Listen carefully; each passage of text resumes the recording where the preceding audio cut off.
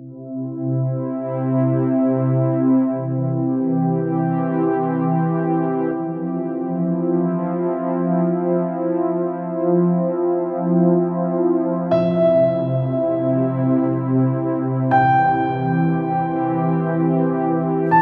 Mitro, welcome to Interesting Facts. What is Brexit?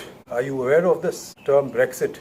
Let me tell you something about Brexit. With Brexit frequently making headlines, let's see what it is and what its implications are. Brexit, British plus exit, is the term used to refer to the United Kingdom's decision to leave the European Union, that is EU, a group of 27 countries forming a single market zone. The EU countries trade with each other and also allow their citizens to move freely between the countries to live and work. The UK had been part of the EU, then called European Economic Community, since 1973. Britain formally left the EU in early 2020 and was in an 11-month transition period during which the EU laws apply to give citizens and businesses time to adapt. Now, what is the background? The 2008 recession was one of the factors responsible for Britain wanting to leave the EU. As the EU economies struggled with the global economic downturn, Britain found the EU's regulatory nature stifling and its liberal rules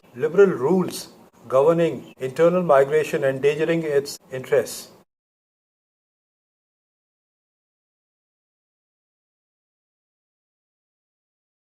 With the Eurozone crisis deepening over the years, there was increasing pressure on Britain to get out of the EU. Hence, David Cameron, the then UK PM, called a referendum, a public vote, to decide if the country should remain or leave the EU. The Leave side won by 52%, which translated to 17.4 million votes. The exit was due to take place on March 29, 2019, but got delayed due to negotiations between the UK and the EU member countries. The negotiations were about the withdrawal agreement, which covered key issues such as how much the UK will have to pay the EU to break its partnership, how Brexit will impact the UK citizens living elsewhere in the EU and those of EU living in Britain, and a transition period to agree upon a trade deal.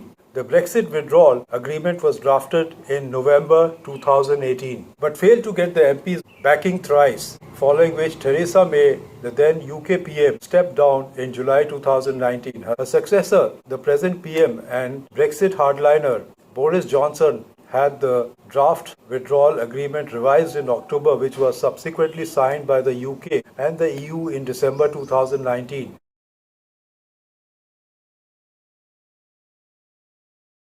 Now, the UK has crossed the transition phase that ended on December 31, 2020. During that period, UK continued to follow the EU rules, which included free movement of its citizens across EU nations. The transition period is intended to allow the two entities to agree upon the future of their new relationship. If a new free trade deal is not agreed upon by the deadline, the UK will have to exit the transition without one.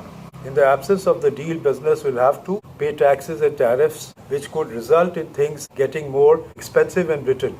There could be delays on transport of goods and medicines on account of more border checks, as Britain will no longer be under the umbrella of EU.